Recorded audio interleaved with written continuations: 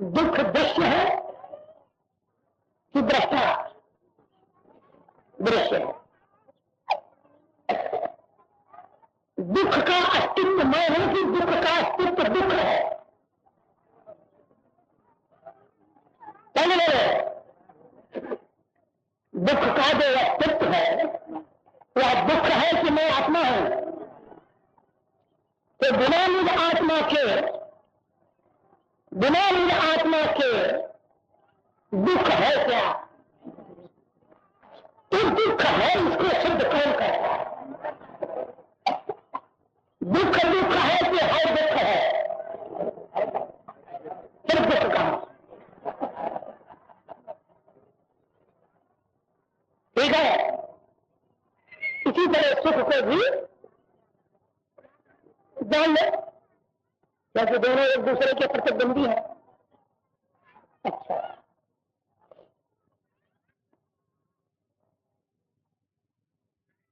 देखो ठीक,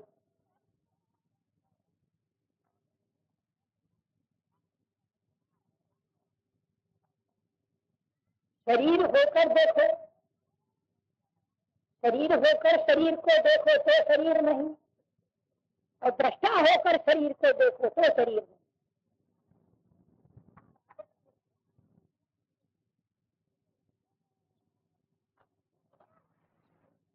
शरीर होकर शरीर को देखो, इसको भी समझता है।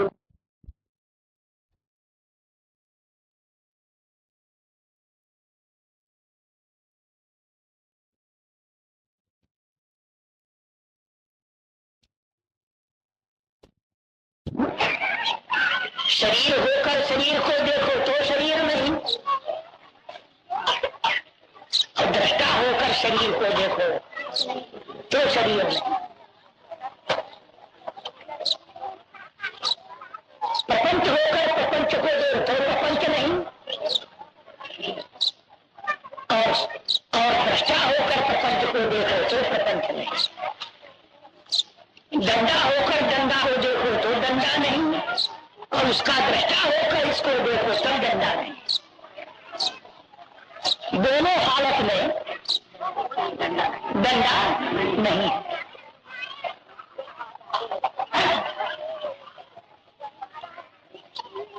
अरे जिसको मैं देखता हूं, जिसको मैं देखता हूं, उसका अस्तित्व वही है कि उसका अस्तित्व मैं हूं? उसका अस्तित्व मैं है।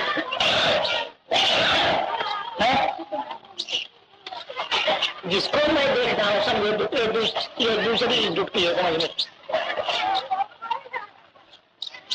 ये दुखे से मुक्त विघ्न मना की व्याख्या हो रही है।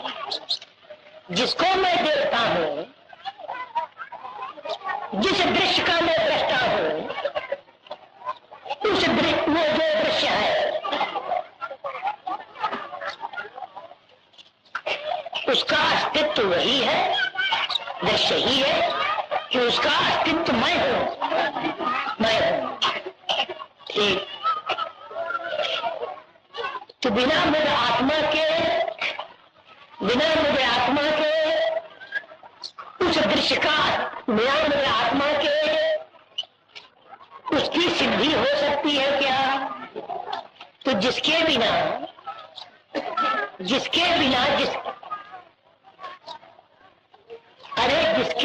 जो ना हो, जिसके बिना जो ना हो, जिसके बिना जो ना हो,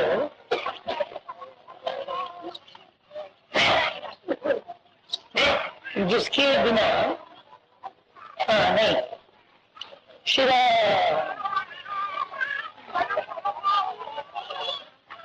लकड़ी से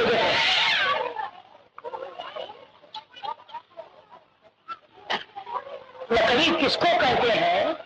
जिससे भिन्न डंडा ना हो, जिससे भिन्न चौकी ना हो, जिससे भिन्न तख्त ना हो, जिससे भिन्न खंभा ना हो, कुर्सी मेज स्टूल ना हो। लकड़ी किसको कहते हैं? जिससे भिन्न ये ना हो। लकड़ी किसको कहते हैं? जिसके बिना ये ना हो। तो मैं किसको कहते हैं? मैं किसको कहते हैं? अरे जिससे भिन्न सुख दुख नहीं। मैं किसको कहते हैं? जिसके बिना सुख दुख नहीं।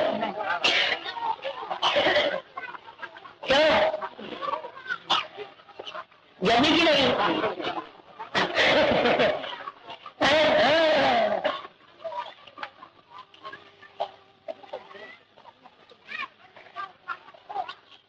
तो दुखे सुख विघ्न मनाना सुखे सुख प्रिया, दुखे सुख विघ्न मनाना दुखे सुख विघ्न मनाना सुखे सुख प्रिया।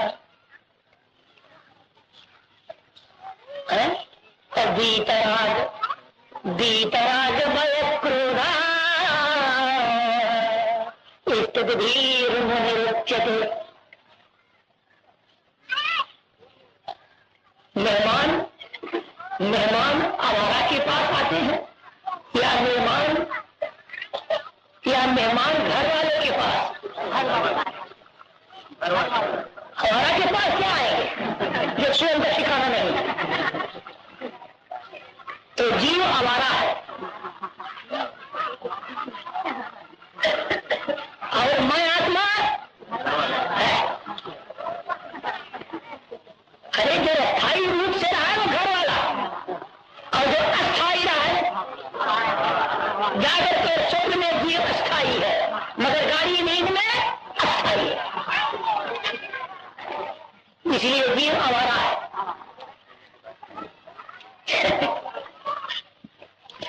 और मैं आत्मा जागृत में भी रहता हूँ, स्वप्न में भी रहता हूँ, गाड़ी निद्रा सुसुप्ति में भी रहता हूँ, भूत भविष्य वर्तमान तीनों काल में भी रहता हूँ।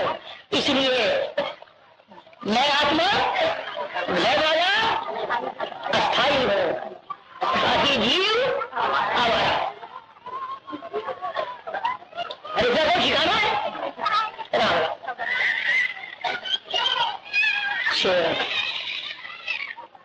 तो इन मेहमानों के आने पर जब आवारा जीव इन मेहमानों को देखता है सुख दुख को, तो दुख में होता है और सुख में।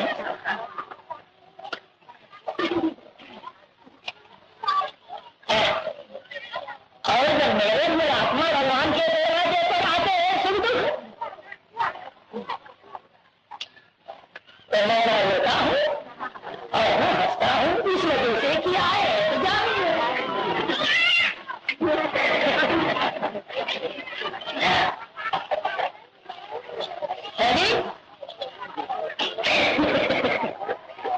तो फिर मन उद्विग्न क्यों हुए? क्योंकि और फिर सुख की इच्छा मैं आत्मा क्यों करूं, जबकि क्योंकि जब मैं स्वयं सुख का भंडार हूं।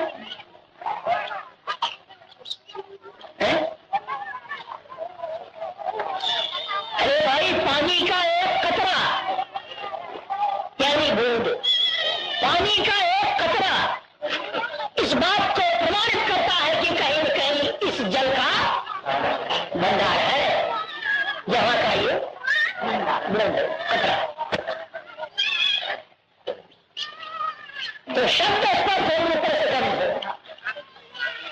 शब्द स्पर्श रूप से गंध, इन विषयों के द्वारा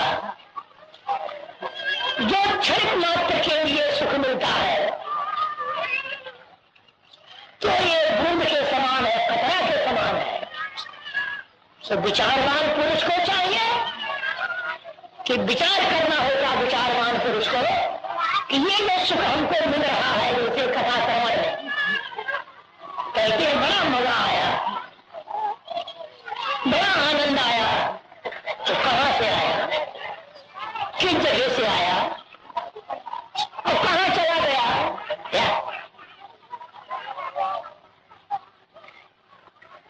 तो मुझे भगवान आत्मा आनंद सागर का एक कतरा है, जिसको विषय सुख अथवा विषय आनंद कहते हैं।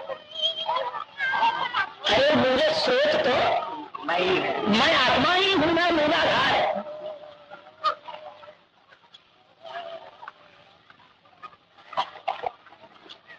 विषयों के सेवन में जब मन क्षण मात्र के लिए रुक जाता है, तो वहां से फिर बौछारें आनंद सागर भगवान आत्मा आनंद की बौछारें, कतरे, बूंदें निकलने लगती हैं। और जब मन बहिर्मुख हो जाता है, चंचल हो जाता है, तो मजा आया था और गया। मगर जहां से आया और जहां जाकर मिला, वह भगवान आत्मा जो व्यापक तत्व चराचर का अस्तित्व मैं लबालब भरा हूं। इसलिए न मुझको सुख की अपेक्षा है और न मुझ आत्मा को दुख की अपेक्षा है। इस निश्चय पद में जो स्थित है उसी को कहते हैं स्थित प्रज्ञ। उसी की बुद्धि, प्रज्ञा जो बुद्धि है, स्थिर मानी जाती है। और वही सुख दुख में, सुख में ना हंसता है ना दुख में रोता है, क्योंकि जानता है अरे भिखारी है, दुश्मन है, आए हैं चले जाएंगे, इनका क्या मतलब, क्या इज्जत है इनकी, कुछ नहीं। तो दुखे समुद्र विघ्न मना, दुखे समुद्र विघ्न मना, सुखे विगत प्रिया, वीतराग भय क्रोध स्थित धीर मुन उच्चते। ये बात तो दुखे समुद्र विघ्न मना, सुखे विगत प्रिया, दुखे समुद्र विघ्न मना, सुखे विगत प्रिया, वीतराग भय क्रोधा धीर मुन उच्चते। एक होता है विशेष सुख, एक होता है सामान्य सुख। सामान्य सुख जो है मैं आत्मा हूं जो कि सुख का भंडार। और यहां पर एक शंका होती है, जो स्वरूप स्थिति का, स्वरूप सत्ता का जिनको अनुभव नहीं है, वे प्रायः इस प्रकार की शंका किया करते हैं कि स्वामी जी, जब मैं आनंद का भंडार हूं, मैं आत्मा, जब मैं सुख स्वरूप हूं, सुख का भंडार हूं,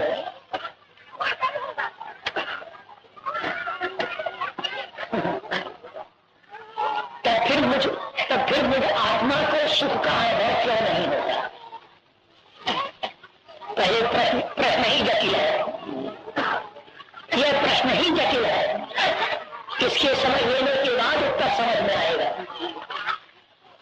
तो कहता हो सर, विषयों के द्वारा पूजन भी एक विषय है। पूजन, पाठ, जप, तप, ध्यान, धारणा, समाधि, शब्द, स्पर्श, रूप, गंध,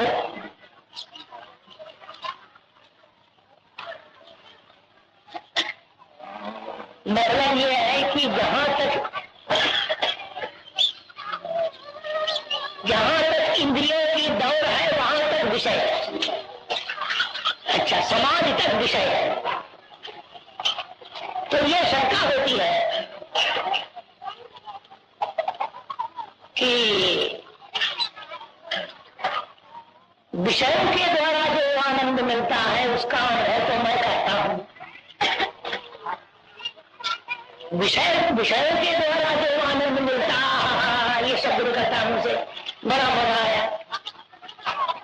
है।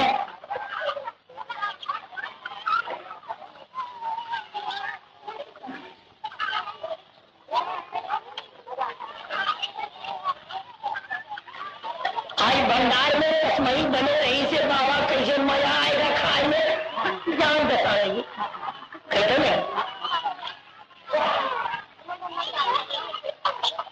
तो इस खाने का, पीने का, देखने का, सुनने का, बोलने का, चालने का जो मजा है, आनंद है, तो इसका अनुभव तो मैं करता हूं। और मैं जबकि इतना बड़ा भारी आनंद सागर, तो मुझको अपने आनंद सागर का अनुभव क्यों नहीं होता? कैसा मैं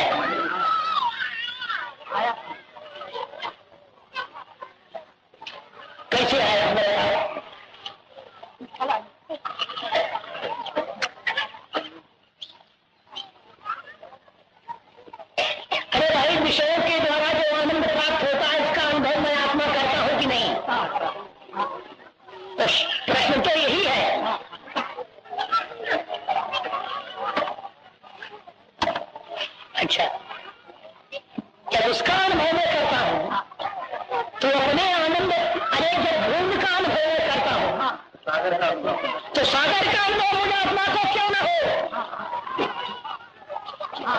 ये प्रश्न है।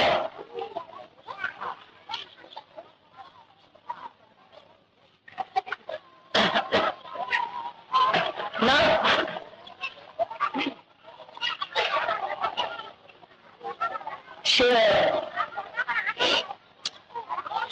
बड़ा सुंदर प्रश्न है।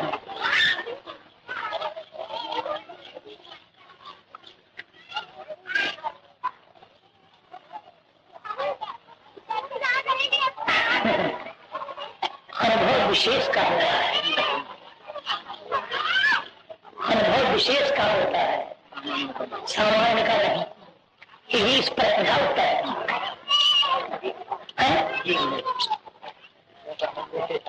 विषयों का आनंद विशेष आनंद है, उसका अनुभव होता है। और मैं तो है ही हूँ, मैं तो है ही हूँ, सो मैं ही आनंद हूँ, तो मैं अपने आनंद काल में क्या करूँ?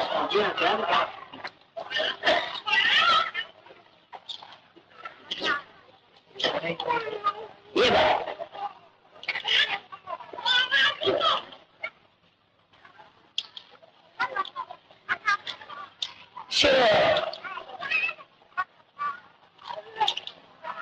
प्रायः इस प्रकार का प्रश्न होता है। दुखेषु मुद्विग्न मना सुखेषु विगत प्रिय, दुखेषु मुद्विग्न मना सुखेषु विगत प्रिय, वीतराग भय क्रोधा धीर मुच्यते। हाँ जी,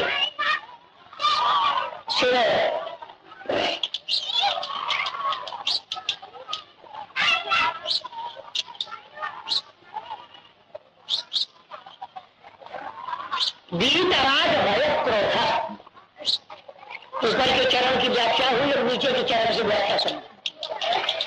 दुखेषु मुद्विग्न मना सुखेषु विगत प्रिय, वीतराग भय क्रोधा धीर मुच्यते। वीतराग भय क्रोधा, जो वीतराग है,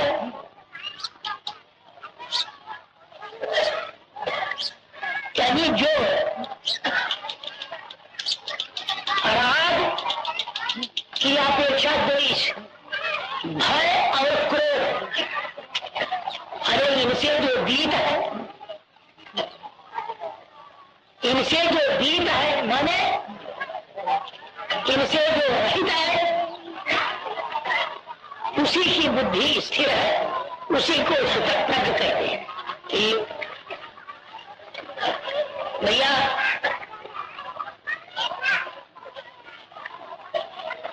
राग द्वेष बड़े प्रबल शत्रु हैं। ये इतने प्रबल है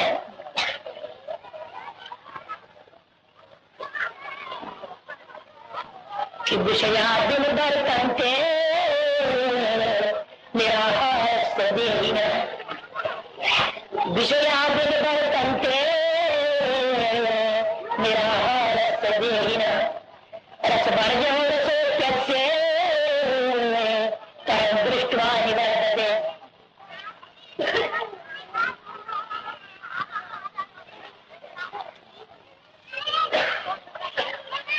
विषयादिन वर्तन्ते निराहारस्तेन, भगवान कहते हैं कि निराहारस्य देहिन, निराहारस्य देहिन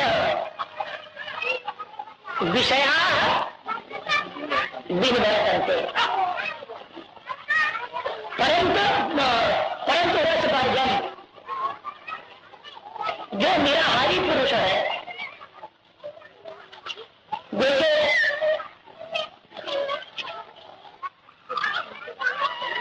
आजकल आजकल ये बड़ी प्रथा निकली हुई है देश में अंधश्रद्धा की।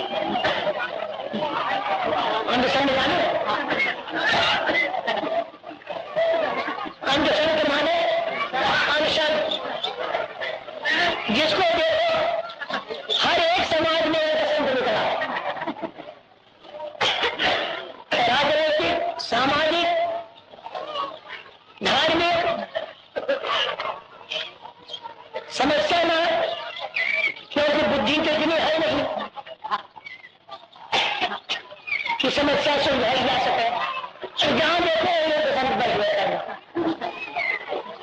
तो हम पसंद करने से या किसी को टाइफाइड बुखार हो जाए, 10 दिन 15 दिन 25 दिन 2 महीना पड़ा है, या अधिक जर्जर अवस्था हो जाए, बुढ़ापा आ जाए, तो क्या होता है कि शरीर इंद्रियों निर्भर हो जाता है। तो इंद्रियों के निर्भर हो जाने पर इंद्रियों के जो विषय है उनका त्याग हो जाता है। बुढ़ापे में कान से सुनाई नहीं पड़ता, आंख से दिखता नहीं, पैर में खड़ाते हैं। तो वृद्धावस्था में माने शरीर निर्बल हो जाने पर, शरीर जर्जर हो जाने पर उसके बाहर के विषय पर निर्भर हो जाते हैं, क्योंकि बाहर के विषयों का त्याग हो जाता है।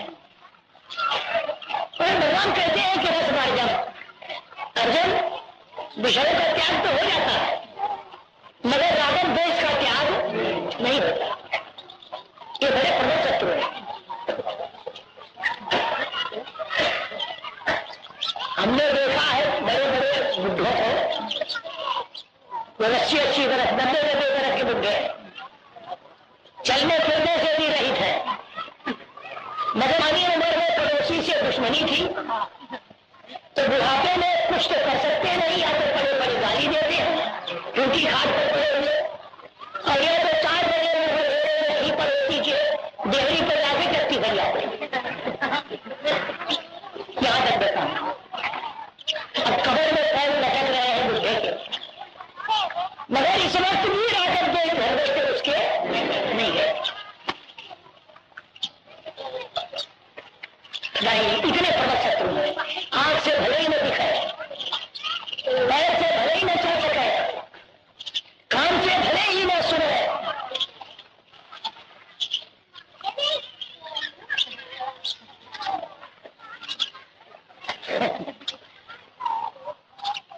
इसीलिए भगवान कहते हैं रस मार्जन।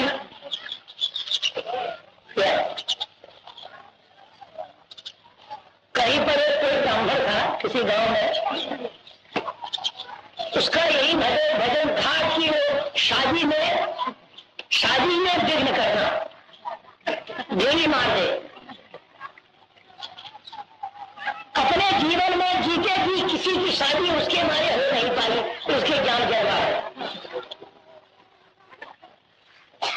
तो गांव में किसी ब्राह्मण, कोई अच्छे रईस ब्राह्मण थे, उनके नाती का फलदान हो रहा था। फलदान चढ़ाने वाले लड़की के पिता वगैरह सब आए थे, और फलदान में रिश्तेदार नातेदार सभी आए थे। अब बाजा बज रहा है, तो वो जो शादी रोकने वाला जिंदगी में जिसका एक काम था, तो जो रोका करता था, वो भी ब्राह्मण था, मगर अब अंधा हो गया था बुढ़ापे में। तो अपने नाती से पूछता है कि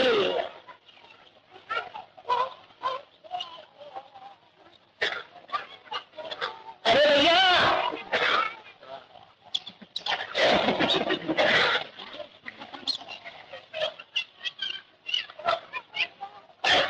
अरे ये बता कि आज बाजा कहां बज रहा है रे? अपने नाती है आज बाजा कहां बज रहा है?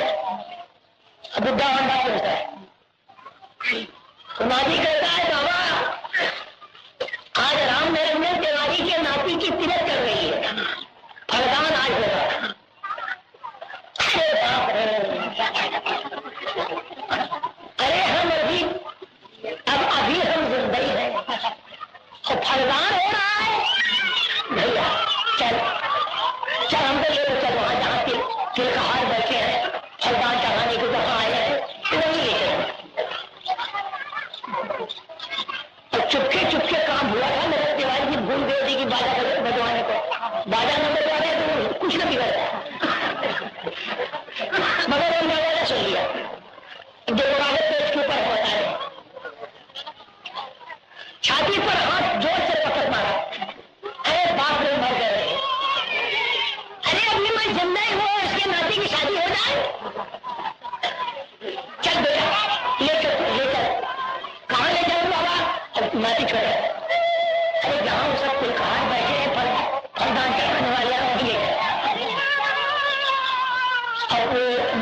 पकड़ा लिया बंद।